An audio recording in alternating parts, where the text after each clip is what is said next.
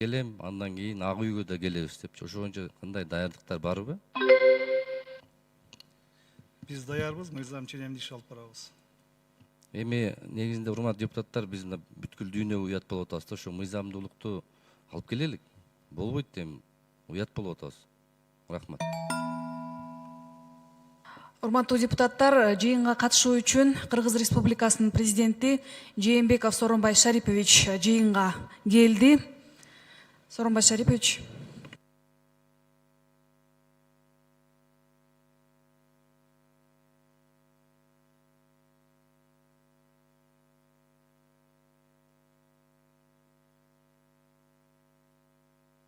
Рахмат, урматтуу депутаттар, орун алсаңыздар.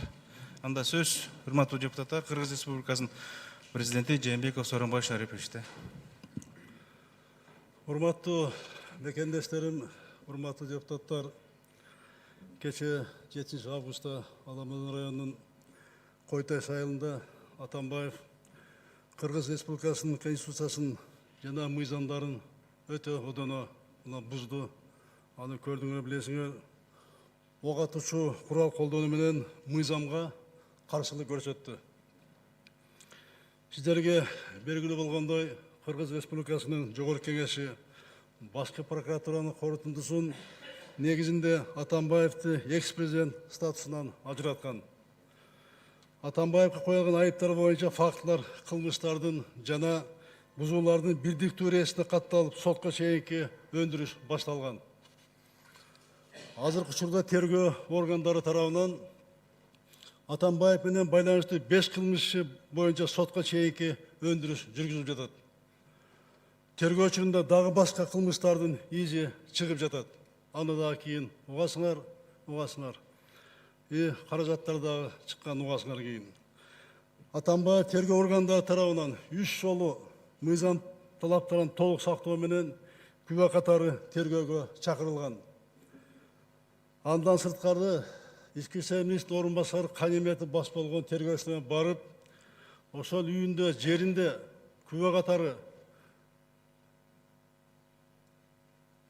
тергөө ыкмаларын жүргүзөлү десе, анда дагы киргизбей койгон, макул болбой койгон, баш ийбей койгон.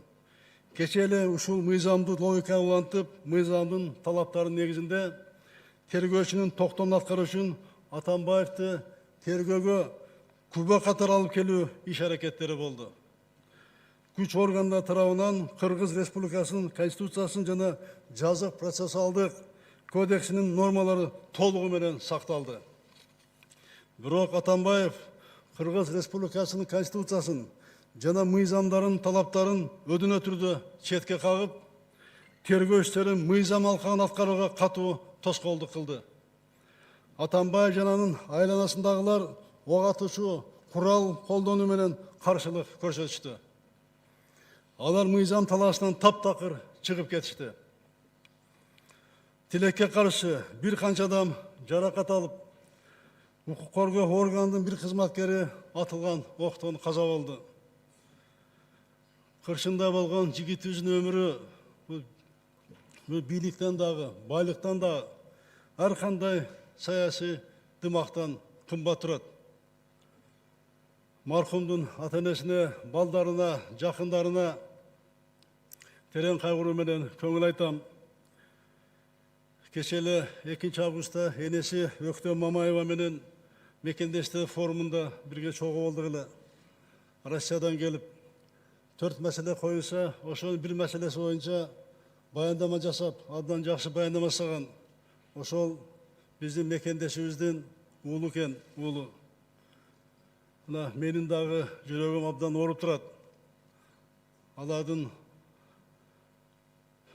аза кайгысын мына тең бөлүшөм. Мына абдан оор жоготуу, оорут толгой жоготуу. Бала деген бала. Бирок мындай болбош керек эле. Арты кайрымдуу болсун. Урматтуу депутаттар, Атамбаев алач калбай калды. Бийлик алсыкты көрсөт деген ачуусунга карабай, Койташка кошумча күч жөнөтүлгөн жок. Кырдаалды мындан ары курчутпоого аракет кылдык. Атамбай тарабынан ок атуучу курал колдонулганына карабай, атайын күчтөр аягына чейин ок чыгарган жок. Қан төгүлбөсүн деп желим ок колдонулду. Биликтин кадырбак төгүлсө дагы мекендештерибиздин каны төгүлбөсүн дедик. Төгүлбөсүн дедик мекендештерибиздин. Айтылган факттар боюнча кылмыш иши козголду, күнөөлөр сөзсүз түрдө жазага тартылат. Кечеге чейин Атамбай тергөөгө күбө катары чакырылып келсе, эми ал оор кылмышка шектүү катары чакырылат. Урматтуу депутаттар, өлкөдө мыйзамдуулукту, тынчтыкты, коопсуздукту сактоо боюнча бардык иш-чаралар аткарылат. Ыкчам чаралар көрүлөт. Бүгүн өлкөнүн коопсуздук кеңешинин кезексиз жыйынын өткөрдүм. 7 августта Аламжа районунун Кой Таш айылында түзүлгөн кырдаалга байланыштуу чечим кабыл алынды. Бүгүн Опунбаев отставкага кетүүнү суранды. Бирок мен айттым, кызматтан кетип калуу оор мезгилде. Бул оңой. Бул кутулуштун оңой жолу. Азыр кызматтан кетүү эмес, коопсуздукту камсыз кылуу абдан маанилүү. Бул стабилдештиргенден кийин, андан кийин алардын жоопкерчилигин карайбыз. Элди бөлүп жарууга, туруксуздук кырдаалын жаратууга жол берилбейт. Бул үчүн мамлекет күчү, саясий эрк жетиштүү. Урматтуу мекендештерим, Кыргыз Республикасы укуктук мамлекет. Мыйзамдын талаптарын бардык адамдар тарабынан кынтыксыз аткарылышын камсыздоо мамлекеттин милдети.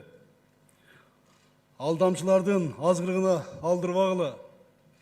Чагымчылдардын аракетине чогуу бөгөт коелу. Айрым күчтөр бул процессти Жээнбеков менен Атамбаевдин жеке тиреши деп жатышат. Бул эки адамдын тиреши эмес. Бул коррупциянын туу чокусу болгон бардык кылмыштуу иштерди ачууга, тергөөнүн мыйзам чегинде таза жүрүшүнө, соттук процесстердин адилеттигин камсыз кылууга каршы жасалып жаткан күрөш. Бул мыйзамдуулук менен өзүн билемдиктин, өз кызыкчылыгын мамлекеттен өйдө коюунун тиреши. Тилекке каршы өлкөбүздүн тарыхында бир нече аттуу баштуу саясатчылар камакка алынган учурлар болду.